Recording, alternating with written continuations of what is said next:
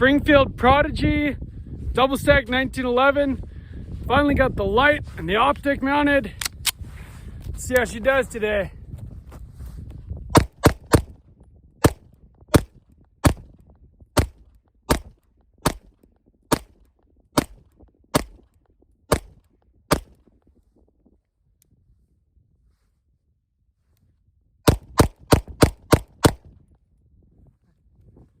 I love this gun.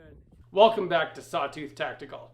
To me, the 2011 has always been the holy grail of handgun platforms. I absolutely love John Moses Browning's design, the 1911. It is still considered maybe the best combat handgun of all time. With its inherent accuracy due to barrel lockup and an incredibly crisp single action trigger, it's just a very shootable gun. It has excellent ergonomics, and I just love everything about the 1911 except for one thing. That one thing is capacity. But with the 2011, you get that capacity to rival just about any other modern handgun, this being a 20-round magazine. The biggest problem with the 2011 and the biggest barrier for entry for most people is the cost. The price of 2011s has traditionally been very, very expensive to get into. Add a light and a red dot to that, and you're talking many thousands of dollars, probably at least $3,500 at the low end for a 2011 set up the way you'd like it to be. Well, that has changed with the Springfield Prodigy. And in this video, I'm going to talk about affordable, but also very effective 2011 setup. So stick with me, but before you do, make sure you subscribe to Sawtooth Tactical and hit that notification bell. Not only did I get the red dot for it, the Holosun 407C, got another 20-round magazine in the mail this week.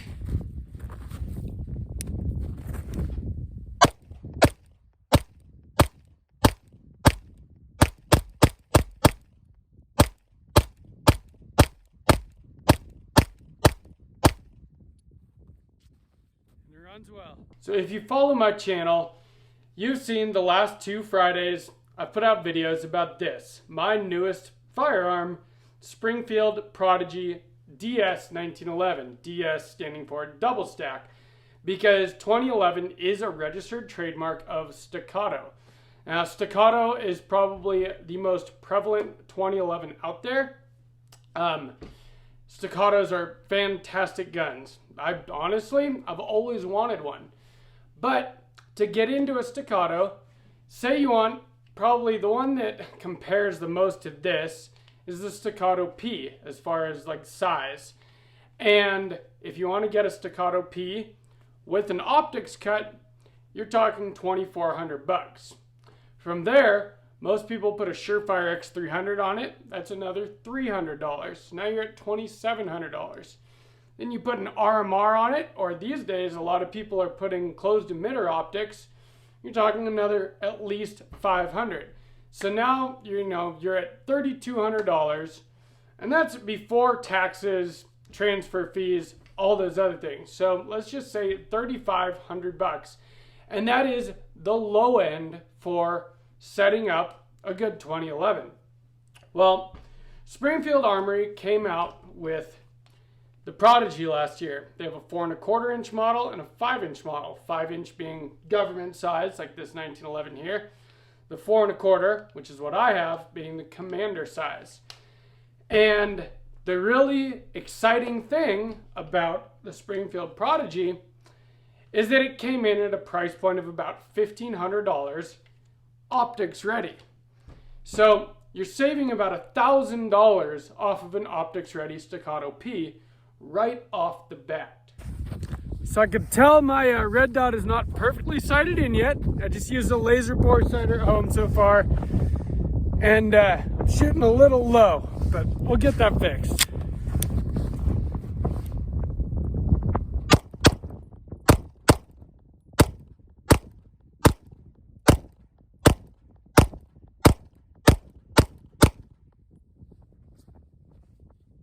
do love this pistol. The unfortunate thing about the Springfield Prodigy is they had a very rocky release. A lot of people had problems with these guns. Now, I think that maybe there were less people having problems than what may have been portrayed on the internet. I'm sure tons of people got these and had absolutely no issues with them. But there were the few people that did, and they made videos about them. And so it made a lot of people wary to buy these guns, myself included. I was extremely excited when this came out because I'd always wanted a 2011. But again, $3,500 is a lot to pay for a pistol, in my opinion. That may be funny to you considering all these firearms I have behind me, but I felt like $3,500 was a lot to pay for a pistol. So I was a little bummed when I saw the problems people were having with these. So I waited, because a lot of firearms, when they first come out, the first run of them seems to have problems. The SIG P365 had problems when it first came out. But you know what? It's now widely considered to be a very, very reliable concealed carry gun. It's what I carry, and I've never had a single malfunction with it, and I've shot it a lot. So I decided to wait, and I did, until it looked like Springfield had fixed the issues. And on the next run of these, I purchased one. It took me a little while to find one. My local gun store had one in stock. And then by the time I had the money for it, it was out of stock. Anyway, I finally was able to get it. $1,500. Actually, I got it for around $1,300. The price has come down a little bit since its original release. So now we're talking $1,300 instead of the $2,400 for the Optics Ready Staccato P. Now, we go from there to the light, because I couldn't find the right optics plate at first. They send you one for the Hex Dragonfly optic, and I have not heard anything good about that optic. So I wanted the RMR plate. If you guys see some of my other pistols here, I set them up in a specific way. I really like these Streamlight TLR1 HL lights. They come for about $150 versus the $300 that you pay for a Surefire X300. And they're 100% reliable in my experience. They have 1,000 lumens. I'm not sure exactly the candela, but they light up anything that I need to for pistol range.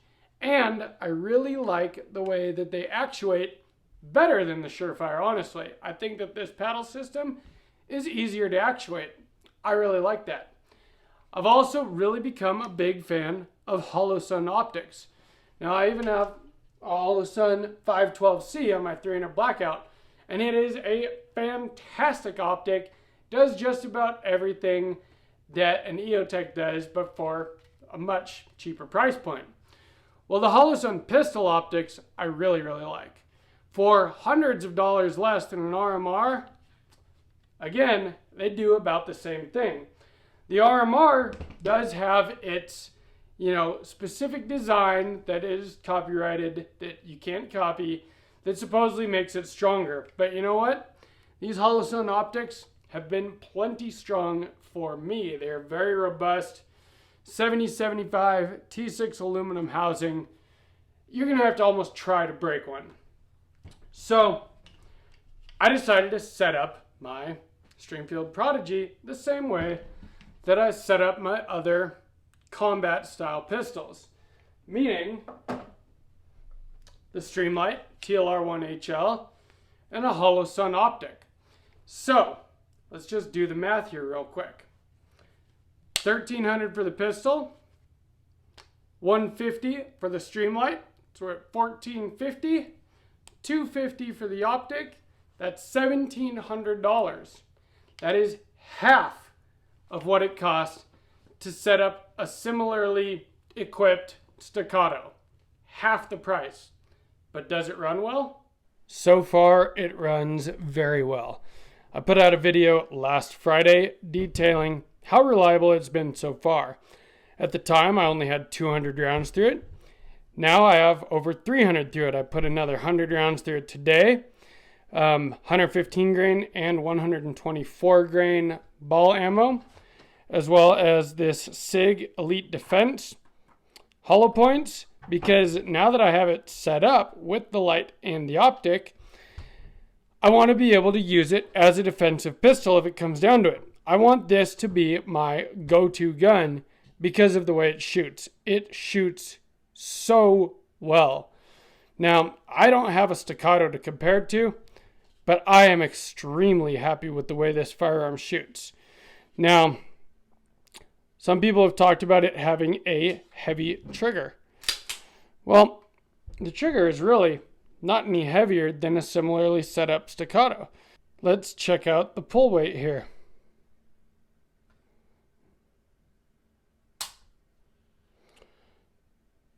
.0 pounds. Let's do it again.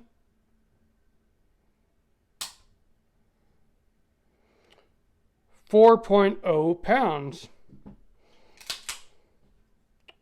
One more time just to be safe.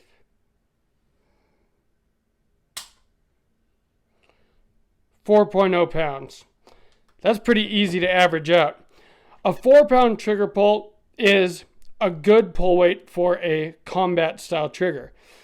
I don't plan to shoot this in competition. I'm not a competition shooter. Now, I'm not saying I wouldn't mind a lighter trigger pull, and there is some things that you can do to this to do that if you'd like. You can definitely pull out your mainspring housing and adjust your spring tension on the sear and the disconnector, and you can get a lighter trigger pull out of this if you want. I actually have a buddy that works at the local gun store here, Guffey's Gun and Pawn. He has this exact same gun. He's taken the whole thing apart, polished all the internals, adjusted that mainspring, and he has a very, very nice trigger on his now. He also lightened the grip safety back here to make it to where it barely takes anything to engage it. Although I haven't had a problem with that, but I've also been shooting 1911s for a long time. In my opinion, this grip safety works just fine. The ambidextrous thumb safety, very good on this. Like I said, I love these TLR1 HLs. And the optic that I chose is the Holosun 407C. Now, why not the 507C, you might say? Well, because I have no problem with just a dot. I've got two other pistol optics that have just a dot. This one has a 2 MOA dot. It's got a very nice, big, clear window. It's really easy to pick up the dot, especially with a 1911 style platform. This gun just presents very easily every single time. And I've had no trouble finding that dot. Now, I do think that things like the ACSS Vulcan reticle are very cool. Although I'm not sure I want a chevron, I do like having that 2 MOA dot. But the outer ring, definitely not a bad thing. But my whole point being on this 2011 setup that's affordable, the 407C you get here for $245. Now compare that to an RMR, which is going to be about $450. So that's a $200 savings by going with Holosun versus an RMR, and you actually get better features with it. You get a side-loading battery tray, so you don't have to take your optic off to replace the battery, remount it, re-zero it every time.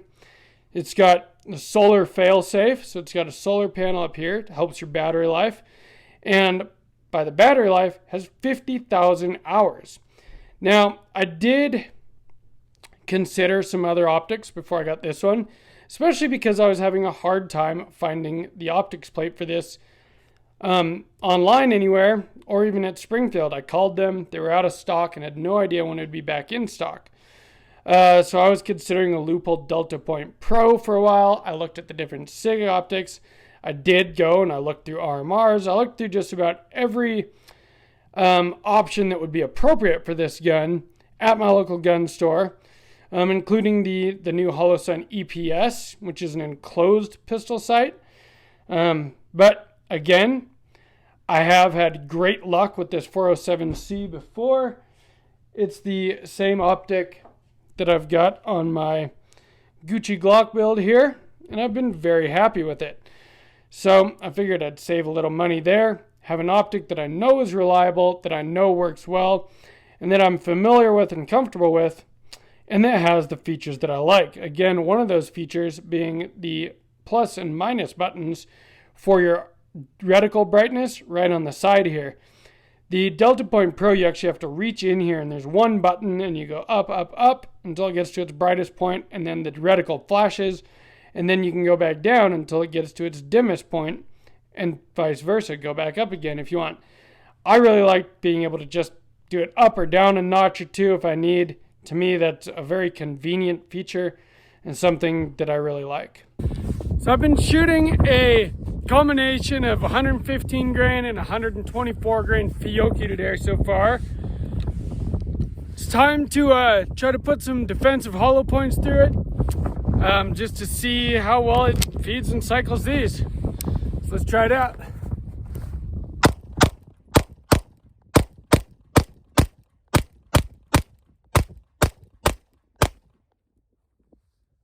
like it does just fine. So if you're like me, and you've always been intrigued by the 2011 platform, you've always wanted to get into one, but we're a little bit wary on spending $3, $4, $5, up to $8,000, depending on the one. I would not worry about what people have been saying online about these not being reliable.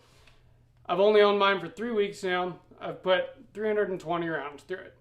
100% reliable so far with 115, 124 grain, and also with these SIG Elite Defense hollow points. It fed and cycled all of them just fine. And then again, if you want to set it up as a combat style pistol with a light and an optic, what I think that you should have on just about any defensive pistol, again, there's ways to do that without spending an entire fortune. These Holosun optics have proven themselves by now to be very reliable, very robust optics. They have all the features that you want. Shake awake, which to me is very important. I have learned with this LPVO that I am not good at turning the illumination off when I'm done shooting, and then my battery's dead the next time that I pick my rifle up. So for a pistol optic, a red dot, to me, shake awake is one of the most important features that you can have. And I believe that all of the Holosun optics have that shake awake feature.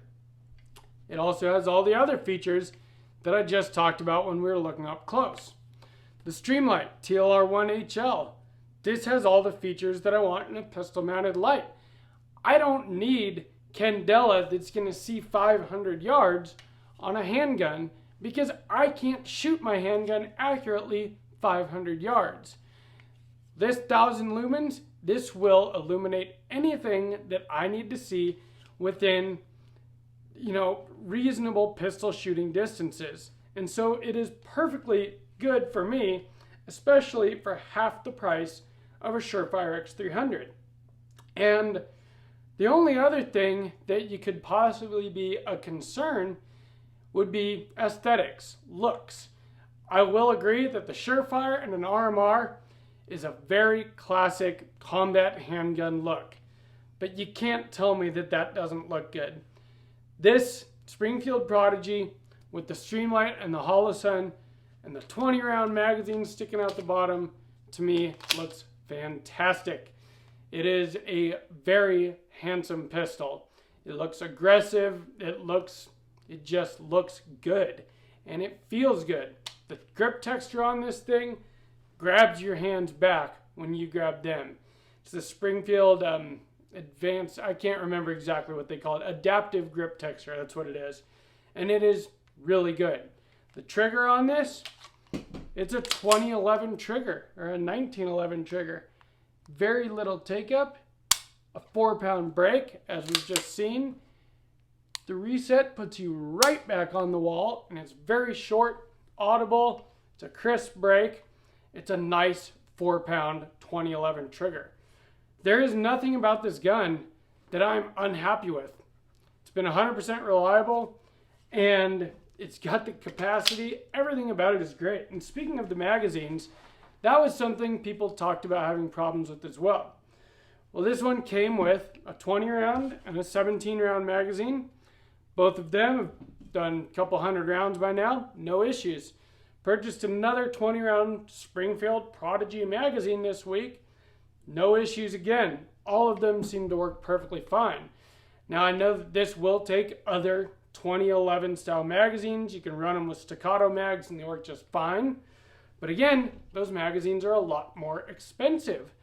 And I believe that Springfield has worked out whatever bugs there might have been in the initial release of this pistol, because all three of the magazines that I currently own have been 100% reliable. So my ammo spilled all over the place, and as I was packing up to leave, I found a few more rounds, so might as well use them, right?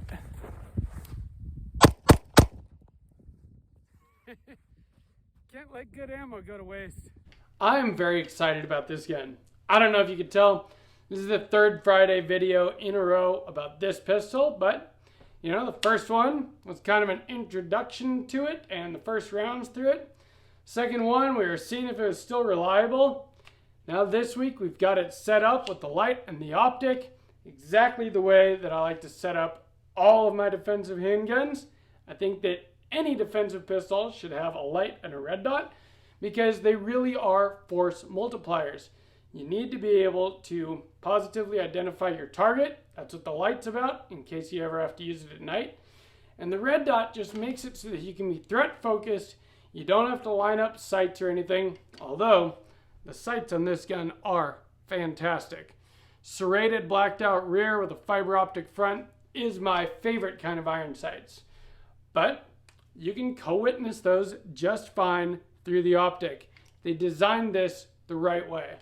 So if you wanted to get into a 2011, like I always did, but you were afraid to spend $3,000 to $4,000 to $5,000, well, you can literally set one of these up for a heck of a lot less than that, around $2,000, and you can have it set up really exactly the way you need it to be. So I hope you guys enjoyed this video. Please like and share if you did. Leave me a comment. Are you a 2011 owner? Do you agree with my take on being able to set up a 2011 at an affordable price point? When I say affordable, $2,000 is still a lot for a pistol. It's more than any of my other pistols cost. But for a 2011, that's a very, very good price point. 2011s are just traditionally very expensive guns. And I can tell why. They shoot very well. This thing shoots better than any of my other pistols. I've always loved the way this M&P shot. This shoots better. I love the way my 9mm 1911 shoots. This shoots better. And it's got better capacity. There's a reason these style of guns are expensive. It's because they really are better. They really are. So tell me in the comments if you agree with me or not. And from Sawtooth Tactical, stay strapped or get clapped.